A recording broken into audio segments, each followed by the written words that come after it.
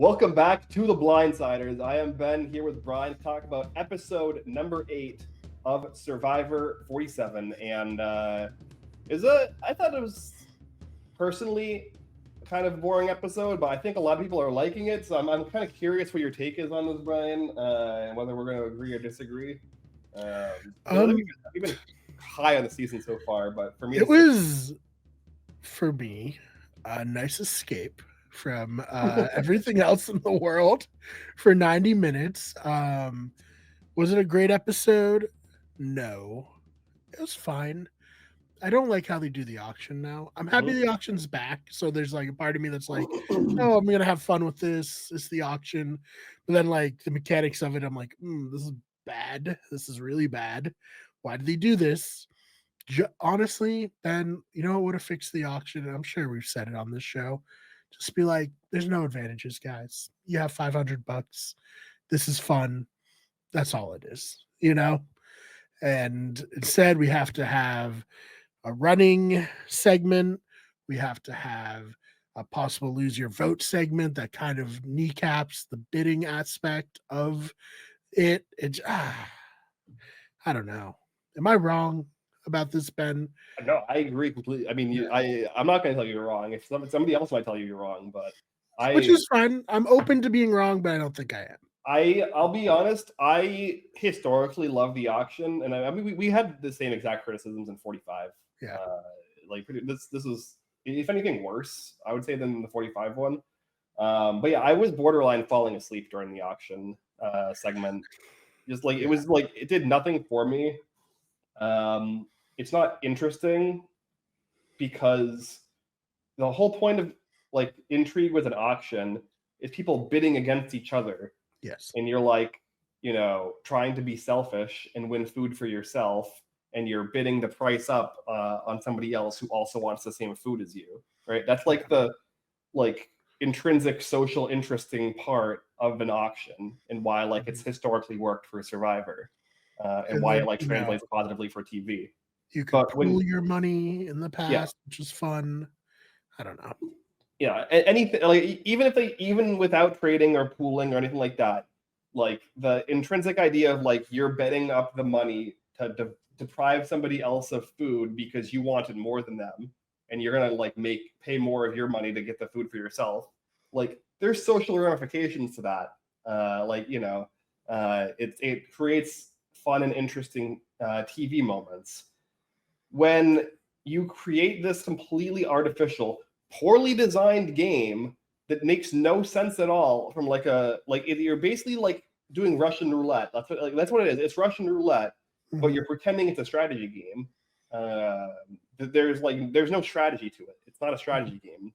Jeff doesn't understand strategy games. He's demonstrably shown that he doesn't understand strategy games, basic strategy, game theory, anything of the sort.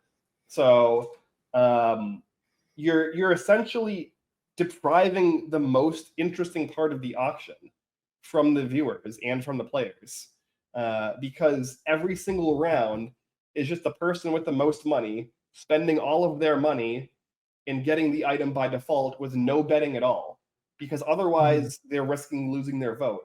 And it's more important to make sure you have your vote than to make sure that you get a marginally better auction item. Yeah. Or use your money efficiently. That's not important for the game. What's important for the game is not losing your vote. So you've completely kneecapped the entire auction and made it completely boring. And the only interesting part is this fabricated game of Russian roulette where we're just waiting to figure out who's going to randomly lose their vote. Yeah. So Ben, Jeff loves people losing their votes. He can't get enough of it. I would say he has a fetish for people losing their votes. Is there, and I don't think this should be a thing, but if I'm trying to meet Jeff Probst halfway, can you trade your vote for more money? Would that be interesting? I think that would be more interesting. Yeah, I think that's more equivalent to that would be kind of like the sit or play, things they've done in the past with endurance challenges, where it also kind of exposes people who are comfortable enough to sit out an immunity challenge and rather eat. it would be kind of a similar premise. I Yeah, think like if we have to do comes that, out with like a pizza, wings, a sundae, like this is, you can't pass this up. This is all for you. Yeah. It will cost all of your money and your vote. Yeah. And that's, first person who's like, I'm doing it, it is yours. That would be more interesting to me. That would be 100% more interesting. If we have to manufacture situations where people are losing their votes, that at least would create some intrigue, and it would be people making decisions that matter. As opposed to this, there's no decisions. Nobody made a decision at all. The entire auction. Like there was no betting, no bidding. And no I like going what back you and said. forth. It was Russian roulette. It was Russian roulette. I'm bidding it all. I got fish eyes. Well, is what it is. Yeah. Yeah. So I don't know why. I don't know. I feel like the new era is a lot of us asking, like, why is Jeff doing this? Yeah. But yeah, we're curmudgeons. I don't know. Let us know. I'm gonna clip this for TikTok. Let us know if we're out of touch and this is super fun and popular for everyone else, and we're just, two people who don't get it. I mean, the highest the episodes of the season that have had the best reaction to them were ones that weren't bogged down by twists that like artificially fuck with the game. And I would say the last 2 episodes, the season has dipped down in quality for me, and both were heavily due to like these completely pointless twists in the game that just like eat up airtime, that like artificially move the game in a way that like it wasn't going to go regardless, and like it creates boring scenarios as opposed to just letting people play Survivor. And like I would say the vote part of the episode, like the last like 30 to 40 minutes was fine. It was like I would say above average for the new era. But like because so much of the episode was like mired with this auction garbage that was like borderline unwatchable for me, like it just brought the quality of the episode way down. Yeah, I think that's fair. And I agree. And yeah, you weren't here last week, so I guess, I mean, thank God you're back, because I had to host the show and I was, it's hard. It's harder than it looked. Ben makes it look easy. I was mixing up my seasons. I called Rachel Rebecca at one point. Just not good stuff for me there. So I'm very happy you're back. But yeah, like talk about that a little bit, about how, because I also didn't like it. So I'm glad you're here to back me up. How last episode was just completely bogged down by too many twists.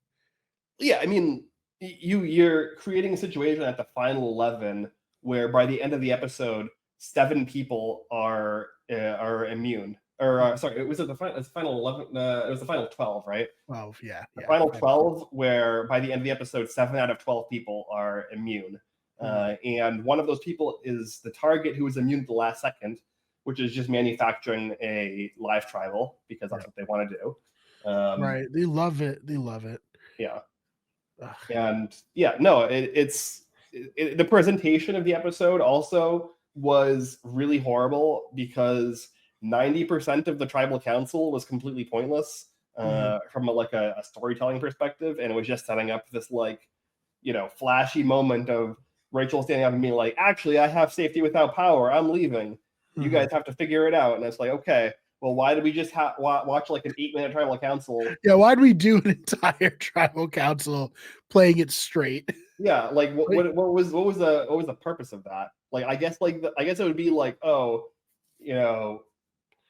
revealing people's plans and setting the foundation of the expectation that Rachel would have gone home. But like we already knew that. Like as the audience, we knew that. Like we don't have to see 8 minutes of this tribal council as the audience to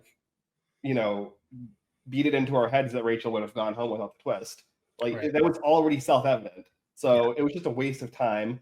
The twist itself was stupid because like again, you're introducing a twist that implies that there's like agency, but there actually really isn't agency because the decision making is basically forced.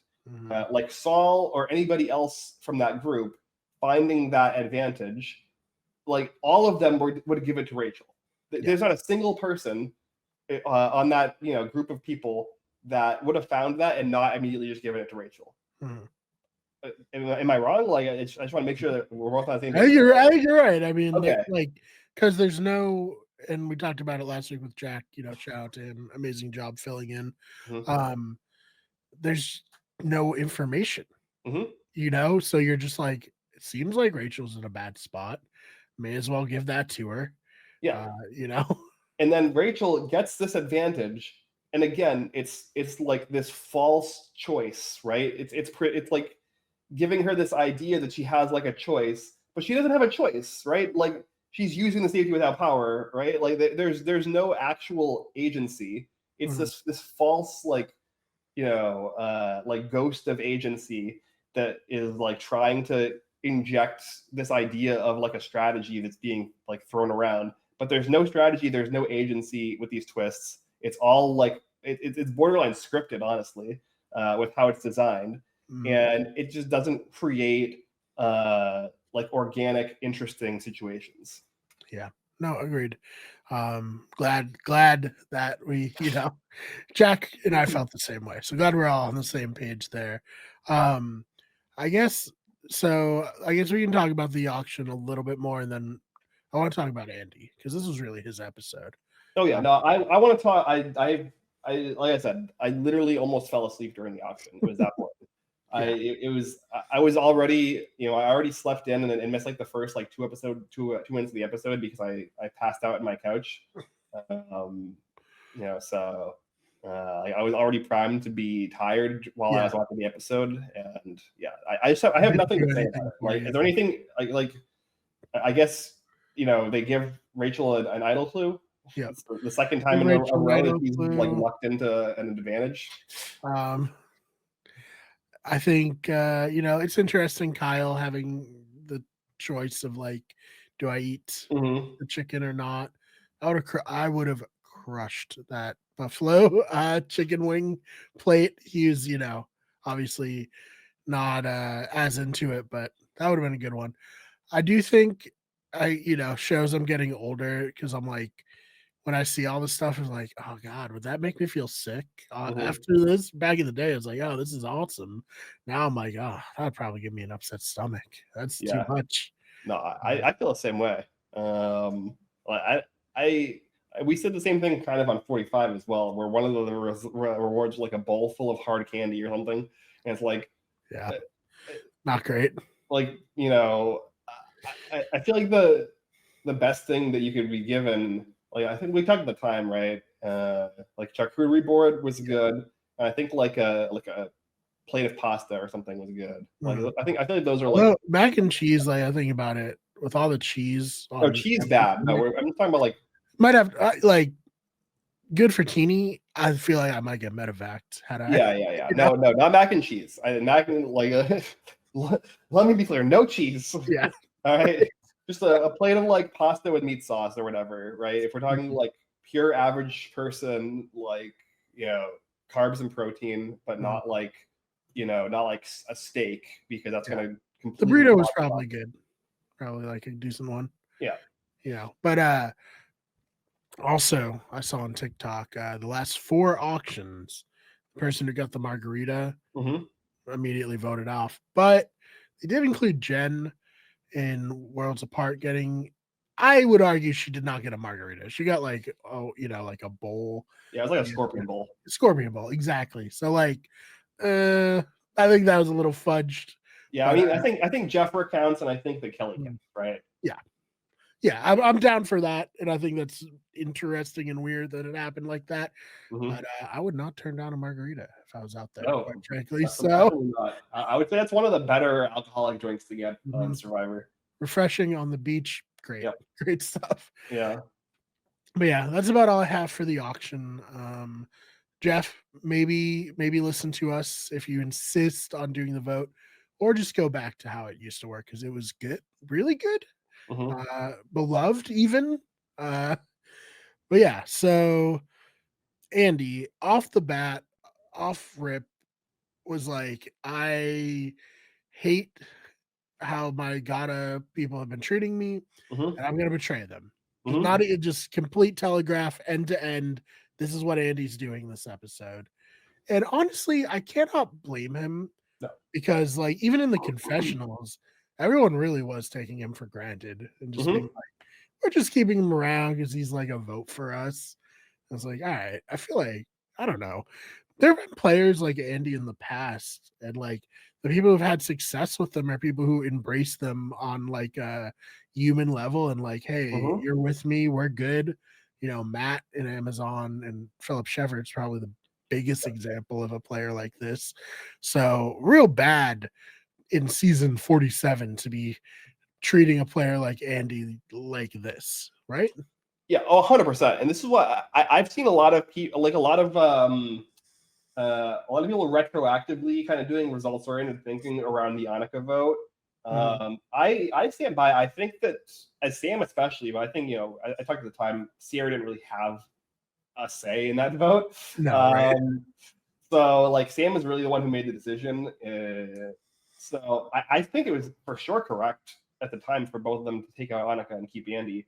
The mistakes that both of them made started at the merge feast, where they decided for some reason to like completely throw away Andy as an ally and all this work. Yeah. Why? For nothing. I don't get it. They gained nothing from it. Yeah. Like it's like you said, we're in season 47. There's no defense for this level of poor alliance management. Yeah. It's like extremely basic Survivor shit we're doing right now with like just making, especially with a person like Andy who is shown to be I would say neurotic is a nice way to put it. Yeah. And like very, you just need to be constantly reassuring him. Very fleety. Yeah. And you know this, he's not hiding it. Yeah. Like he's very open about his personality flaws and his like the way that he like experiences social situations. This is the person that you're going to have to put extra work in to do alliance management with if you want to actually retain him as an ally. But it's very clear that both Sam and Sierra did not see Andy as an ally. They saw him as a tool. They didn't see him as like a person with agency. They saw him as like a hammer to like hit things with and then throw to the side where they didn't need him anymore. Crazy. So crazy that we're, you know, this deep into Survivor and people are still making this like crazy mistake. It's an amateur mistake. Very amateur mistake. There's no defense for the way that Sam and Sierra have played the last like 3 rounds. Yeah. So, I mean, deserved, right? Yeah, 100% deserved. 100% deserved, dude. Yeah. Like, so, can't feel bad for them. Yeah. No, they've completely thrown in incredible position just out of like pure hubris. Yeah. Oh man. So yeah, it's just like so ridiculous. I don't get it. It's like I don't get doing all the work that you did pre-merge to just immediately be like, oh well. It's not even like, oh, he's not useful. He's still very useful to you at the merge. So yeah, I don't know. Perplexing. Yeah, very perplexing. Yeah, and like you said, Andy, I think makes the correct move here. Like he cannot like coast in this position. I don't know if Andy's gonna win, but like, you know, I'm glad Andy's playing his own game at this point. Yeah, like, he knows the God is nothing, and like the way they were like talking about him in confessionals, I hope he feels very vindicated. You know, because I'm sure there was a little bit of guilt being like, you know, I feel bad about flipping on them. Yeah, I've played with them. I hope he doesn't feel bad at all after this episode. Yeah. And I was like, yeah, this is the right call. Yeah. I did really like the way that he postured himself while making this flip, which is to basically go to the Lavos and be like, hey, I'm a Lavo now. Yeah. Right? Like I think that's a really smart way to do it. Yeah. No, agreed. Which, you know, it almost feels like it's gonna be Genevieve or Saul, right? Who wins this game? That's like the narrative we're getting right now. Yeah, I think it's one of the 3 Lava. I could still see Teeny win. I think it's one of the 3 I mean, I hope so. Yeah, I think it's one of the 3 Lavos for sure that wins the season. Yeah. Yeah. It's just like, which one's gonna be the one who like really has Andy at the end and gets to the end, probably with Andy. That's my prediction right now. I could be totally wrong. I've been so wrong with this stuff. Like, I mean, we were calling Omar winning from like the final 10, and that was very wrong. So, like, I hope everyone listens knowing that we're like openly being like, yeah, we're kind of just having fun and throwing predictions out. Yeah, it's no, not we've historically, especially in the new era, made a lot of bad calls in terms of like predicting winners. Although sometimes I do feel like the show intentionally subverts, everything. Mostly talking about Gabler. I feel like the show really went out of its way to not make us feel good about him winning, and that's why he was such a controversial winner. They could have edited him very differently, but they chose not to. Yeah, I mean, there have also been exceptions, right? Like, I think that we didn't say specifically Jam would be the winner, but from like the final like 10, we were like, okay, yeah, one of the Tika 3 is winning. Probably Carson or Jam. And we were very high on D, and like, we basically said from like the final like 10 of that season that it was Emily or D, and then when Emily was out, we were like, okay, it's D. Most dominant winner of the new era, like very good players. Like that was easy to see happening. But well, I guess we'll see. I mean, there's still a lot of game left to be played, so and I do think there are still a lot of competent players outside of Sam and Sierra. Here. Oh, for sure. I think one of the interesting players that kind of emerged for me is like Carolyn. I think Carolyn, who was like very quiet for the first 4 episodes or so, basically not on the show at all. In the last 4 episodes, I think has kind of emerged as a really like strategic voice. And I think that this whole move towards painting Rachel as a threat, to me, comes off, at least specifically from Carolyn, but also from Genevieve to a degree, as them making a positional play and like trying to like craft a narrative that promotes them improving their position. Because like, I personally don't see Rachel as a threat. I don't get it. I think Rachel is one of the worst players of the season. I think just like on paper, she's really bad at Survivor. She's like been basically completely out of the loop for the majority of the game. The only reason she's still in the game is because she backed into like advantages that fell into her lap from no action of her own. Yeah. She has an idol now again that was just handed to her randomly in an auction. So like I just don't see it. I don't maybe it's like one of those situations where it's very hard to like kind of pick up on like a certain she's a little Jake energy to her, maybe. It's like she's around, she's finding idols, she's not really having much of a say on anything, but she's surviving each week. Well, but Jake was never painted as a threat or a target in that way. Yeah. Like, I think everybody kind of just saw Jake as like kind of a hapless doofus who was likable, but like didn't really have win equity. Right. Yeah, that's fair. So I don't know about that. I think it's, but again, I don't think they're painting Rachel as a threat because they actually think she's a threat. I think they're painting her as a threat because her being eliminated improves their position. Right. So yeah, it'll be interesting to see. I will say, loved her last week when she was talking to Tiana and being like, yes, this is on paper a bad move to just vote Rachel out and consolidate as our Tuca, but we're not the ones who are going to suffer from this. Honestly, we're not the ones who are going to be immediately targeted. So like, is it that bad of a move?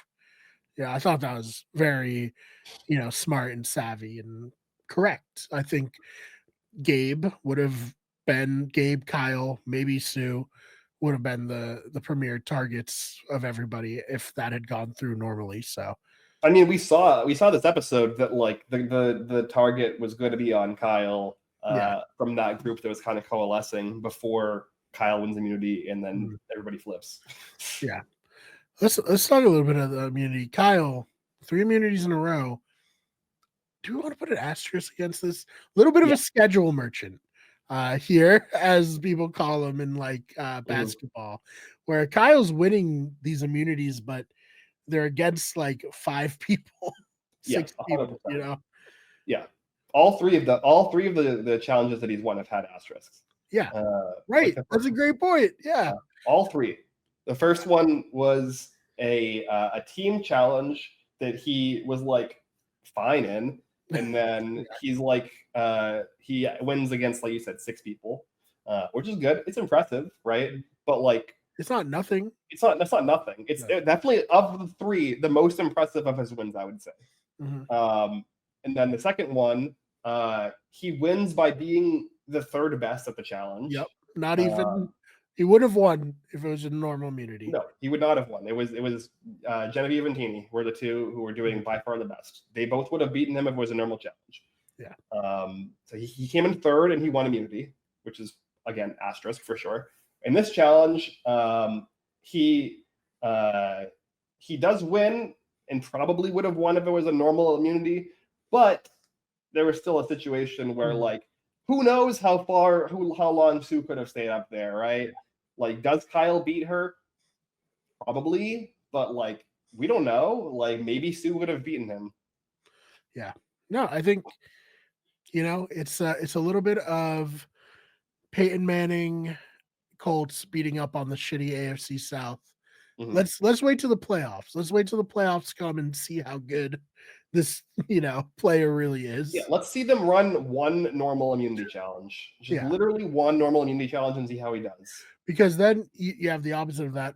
Tom Brady beating up on the shitty AFC East, winning Super Bowls also though. So like you could be like, okay, yeah, his division sucks. His schedule is easy, but he's still winning at the end of the day. So, which one are you, Kyle? Are you mid-2000s Peyton Manning or Tom Brady? Also, all 3 challenges, very similar. Basically just stand in an uncomfortable position for as long as you can. Yeah. I was like, Kyle, next week when the challenge is a puzzle at the end, was Joe getting voted off of Second Chance. Yeah, exactly. Like literally, like he's not beating Rachel in a puzzle. Like, come on. Right. Yeah. So just very like, congratulations. Good for him. Winning 3 immunities is great. There's a lot of people who've won 3 immunities though against, everybody in the game. So yeah, it's a little different, Yeah, like Joe's 3 immunities in Worlds Apart. 2, 3, I don't remember how many he won in that season.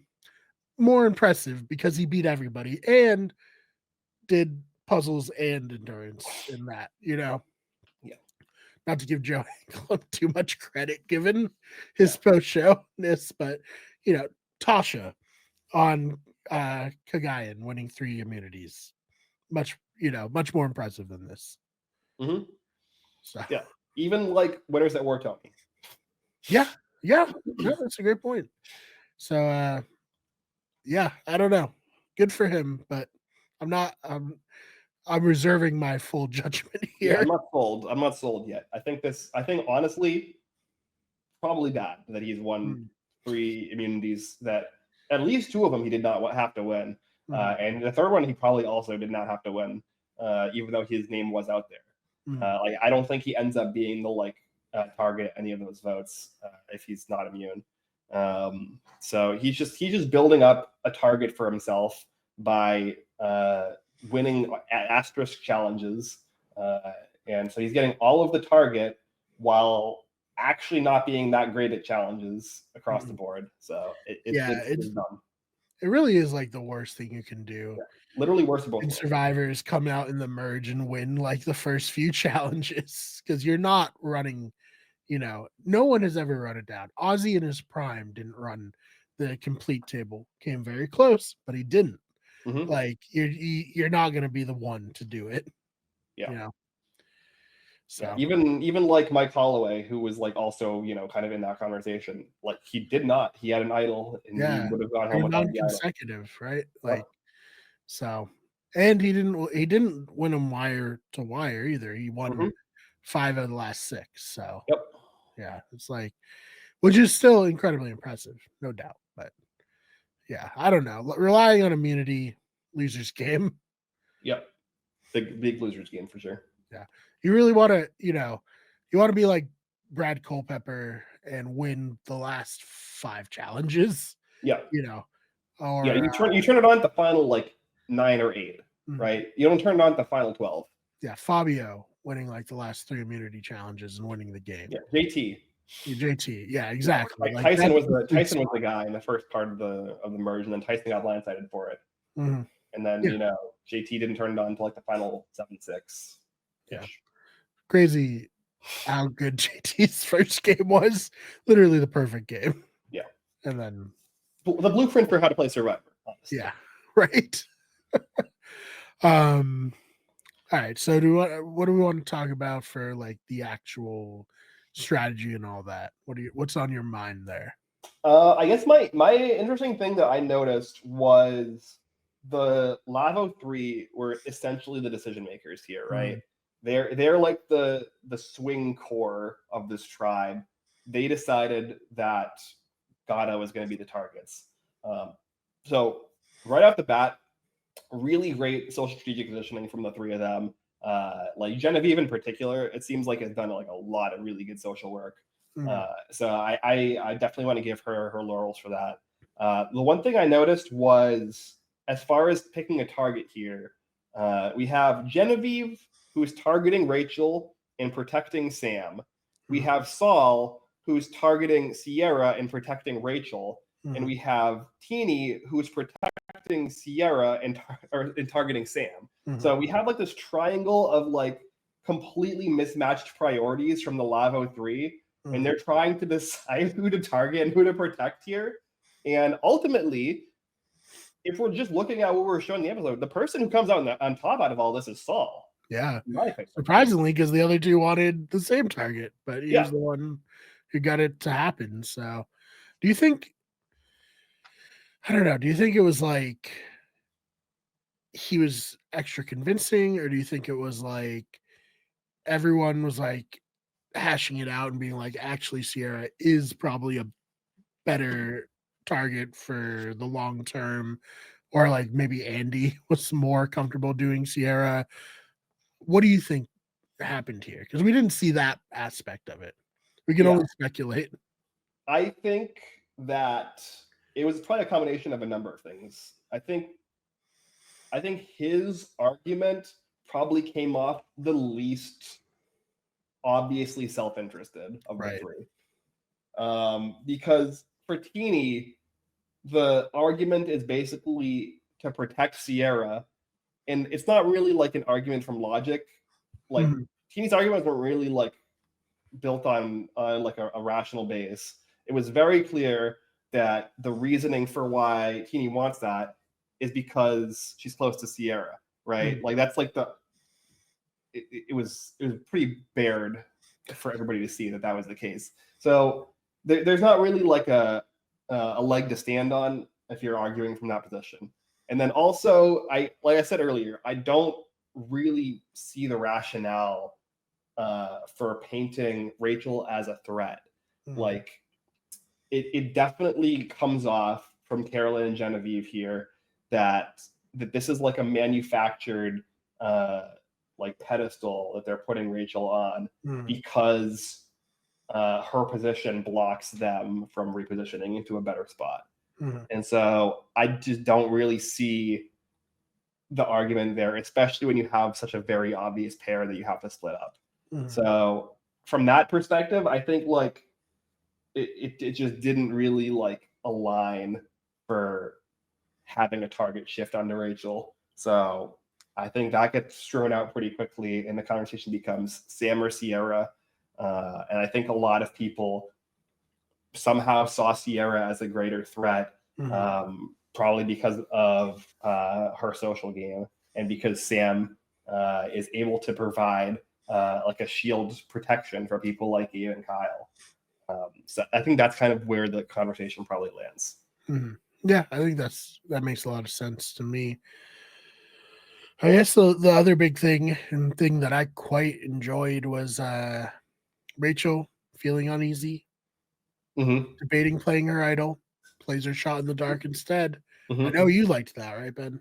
Yeah, I think that this should happen more. I'm surprised that this doesn't happen like more often. But I guess it's not frequent that people who have, like last season for sure we saw there wasn't a lot of situations where the person who had the idol knew that they potentially should use it. So that's a prerequisite to this happening. Is the person with the idol like feeling uneasy and thinking they might want to play it. But yeah, there's just, if you don't need your vote in a tribal council where you feel like you potentially could be the target and you have an idol, there's no reason not to just play your shot in the dark first. It's just explicitly better than playing your idol and saving a shot in the dark, because one, if a shot in the dark hits, it's just better. You can save your idol. Nobody's gonna think you're gonna have an idol because you use your shot in the dark, which like it seems immediately like it's worse, but like if you dig down a little, it's actually better. And so you get to hide the fact that you have an idol.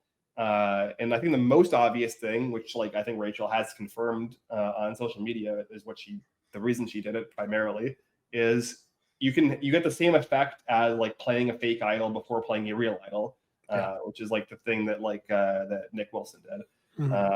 Which is you get to look around and you get to gauge people's reactions and see if they're scared or have some kind of negative reaction to the fact that you might be safe, and be like, oh, okay, so I am the target. I should play my idol. Right. I loved it. Yeah, I think this is going to just be the new meta for playing idols. Yeah.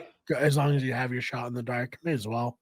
And the shot in the dark, 1 in 6, that's not like it's a useless thing most of the time. This is like the most agency or the most value you're going to get out of it. Yeah, I agreed. So love that. Love that she was able to gauge correctly that she didn't need to actually play her idol, and saves her from having to vote off one of her allies, provided she was at least somewhat in the loop on that. Yeah, I don't know if she was in the loop. I think she probably just is really good at making like the reads on people. I think she did make the right reads, right? She made the right read that she was not in on the vote, but she didn't really have a kind of an idea of what the vote was. Right. She's like, okay, well, if I don't know what's going on, then it could be me. Let me do this and see if it's me. And then she looks around. She's like, okay, it's not me. I don't know what the fuck is going on, but I think I'm safe. Yeah. I think that brings us to the part that me, as a whiny super fan, had the most issues with. Ben, since when is it that the reason people don't vote is because it's gridlocked, when we've seen multiple times people have 3-way ties and not be able to vote? What are we doing here, Jeff? I need some consistency. And it's very clear he's just winging it. Yeah, it doesn't make any sense. I think this is just like this is a circumstance where they are making up the rules as they go. They never really thought through this like very specific situation, and like written an explicit rule for it.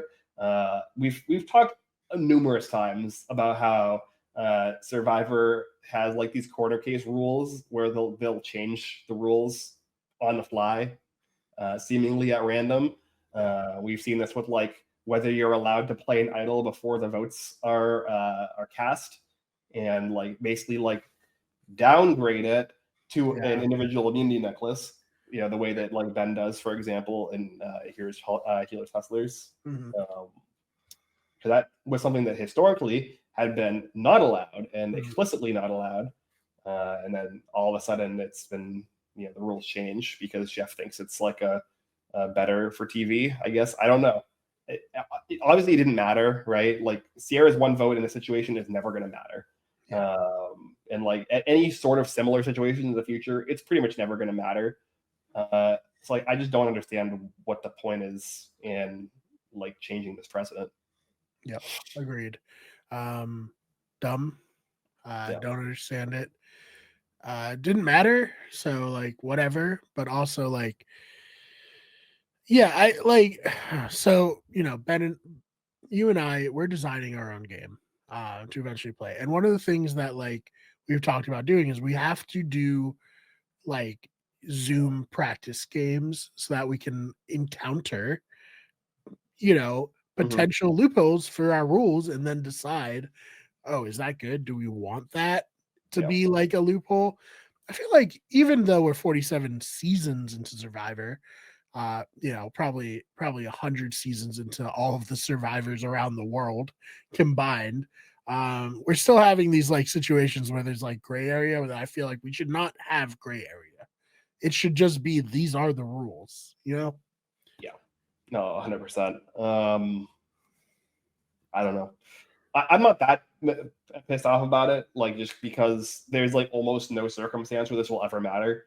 Right. Um, Yeah. so like it's like it's kind of complaining for the sake of complaining, but like I mean that's kind of what we do. First of all, and Have you watched the Blindsiders? That's what we yeah, do.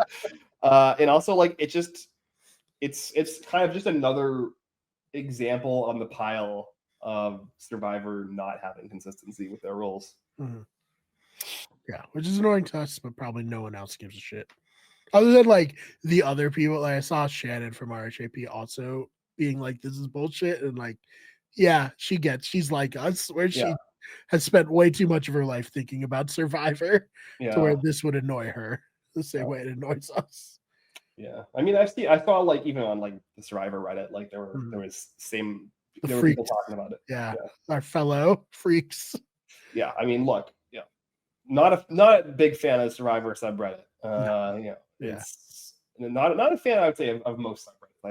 I think Reddit as a platform not great, right, but yeah, uh, yeah. whatever.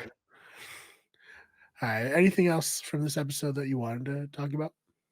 Um, no, I think that's it. I think like um, I yeah, nothing really else. Nothing. I guess like the we didn't really we kind of brushed over Saul telling Rachel that he was the one who saved her, Mhm. um, which I think was like I think at least I expected him to do this coming out of last week. Yeah, So I don't know if you have an opinion on that. I like it. Yeah, Why not? yeah. I think at that point you have to like Yeah. there's no downside really.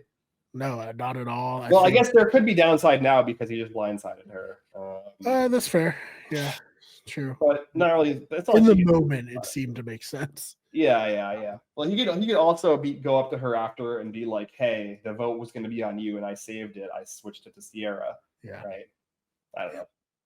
yeah. I think the most optimal way to play if you're not like one of the few players that somehow like calling the shots and is running unopposed, which is like not even possible in the new era. Like we're Mhm. never gonna have a Tom Westman or a Boston Rob again.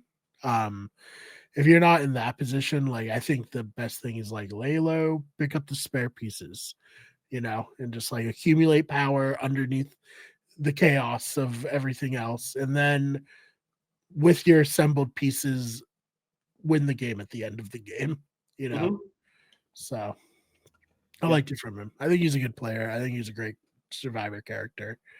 No, for Yeah, sure. Like I said, I think he's probably one of the front runners at this point. Yeah. yeah. So really enjoying him.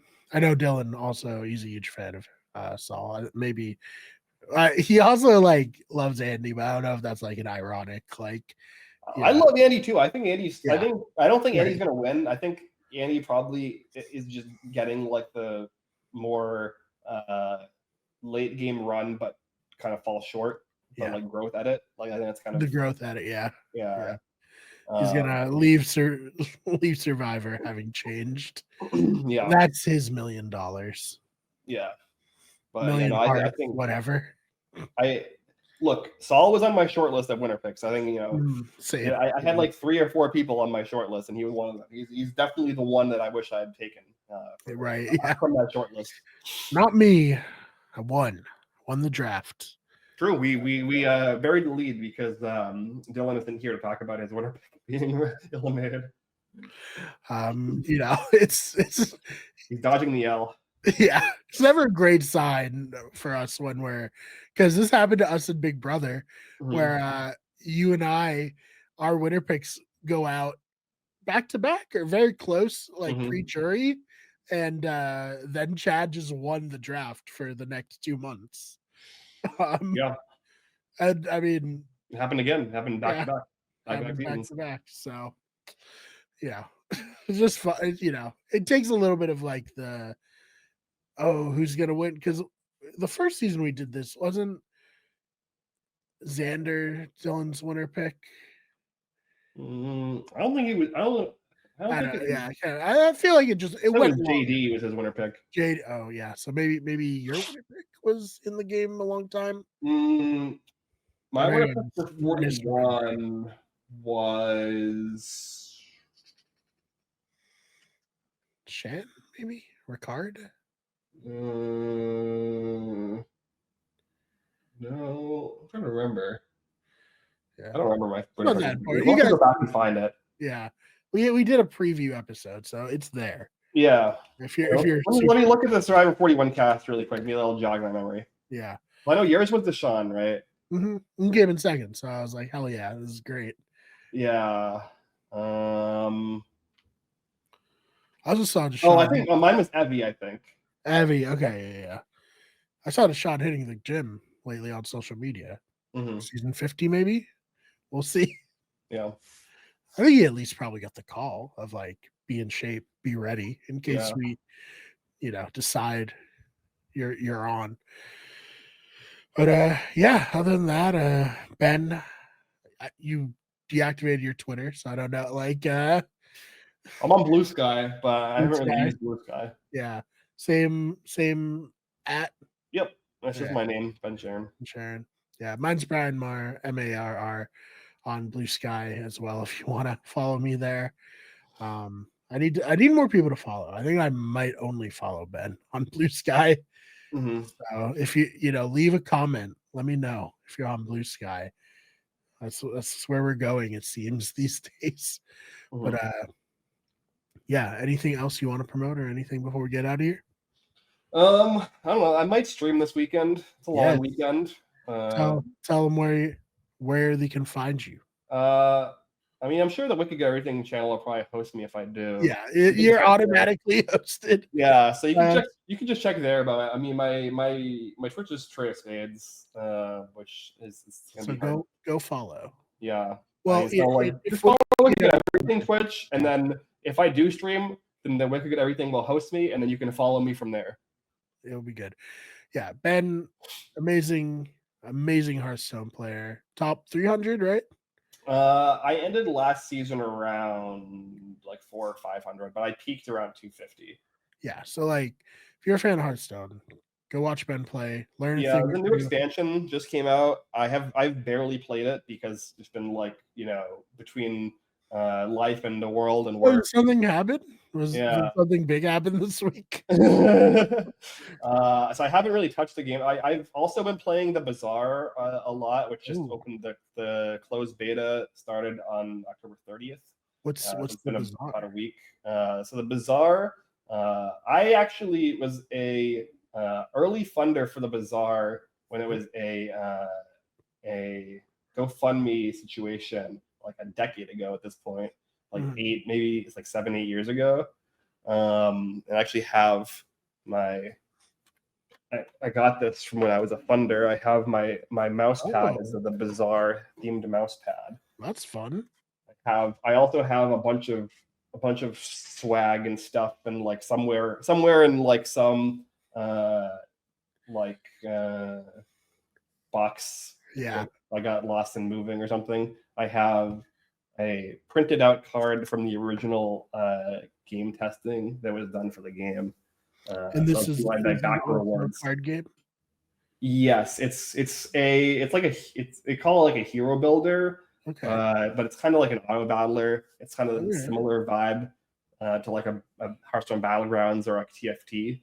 Mm. But it's basically you draft cards like throughout like a purchasing phases to build a board of things that have effects and synergies with each other, and then you're matched up with a different player, and your builds kind of like automatically go off against each other, and then whoever's is better wins. That's cool. Yeah. So. Yeah, I'll have to watch that because I've only heard Auto Battler. I've never actually watched an Auto Battler. Yeah, I mean, like I would say, like Hearthstone Battlegrounds and TFT are like the big name ones. Yeah, I remember. Yeah, when that came out, people were going crazy for it. I actually just did not to self promote too much, but on Those Fake Nerds, I just did a story about a battler that incorporates NFTs released by Ubisoft, and I don't think anyone cares or is playing it. But if you want to spend $56,000 on one card, you can today, and it'll be an NFT also. Yeah, I know. Like there was like a moment. So the Reynad, who made the Bazaar through his Tempo company, which was previously Tempo Storm, which used to be an esports team. He was a professional Magic the Gathering player and then a professional Hearthstone player. He was like one of the big like our first 2 to 3 years of Hearthstone, one of like the big names. He's kind of gone like a little like kind of kooky conspiracy, off the, as has happened. And there was like a moment where there was an implication that the Bazaar might. He was about to throw it all away. Crypto. Yeah. And luckily, it seems like they've moved away from that, which is good. Yeah. No, there was a time where like all these games were like crypto. We need to incorporate NFTs and crypto into our game. And now I feel like it's past, but the games that survived long enough to be made are now releasing when everyone's like over the hype of it. And it's like, that's a very awkward spot to be in, where people have more or less, written off NFTs and stuff as like either scam or like joke. And now all these games have to be like, well, we were been in development for 2 years. So very interesting there. But I'm glad that didn't happen to the Bazaar.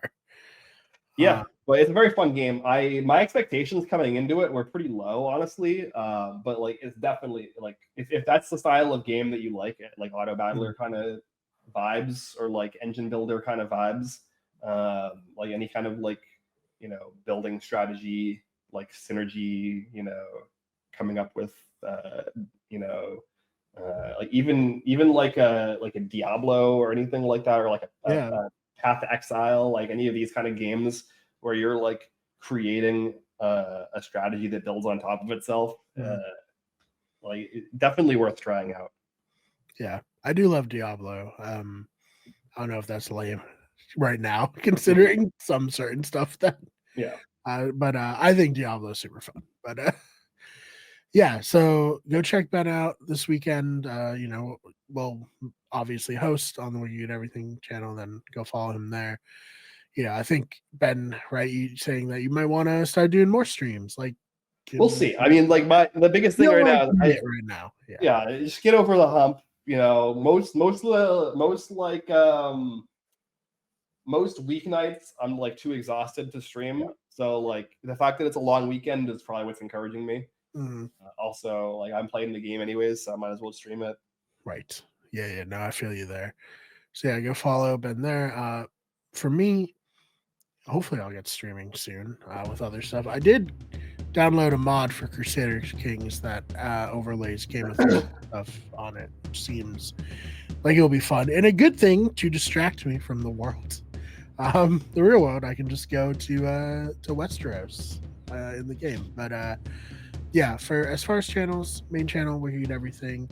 We eat sports on TikTok and YouTube, posting lots of shorts and TikToks every day on those channels. And then Those Fake Nerds, which is, I've been over it, but it's video game news, shorts on YouTube and then on TikTok, similar. But, I do want to build that out a little more.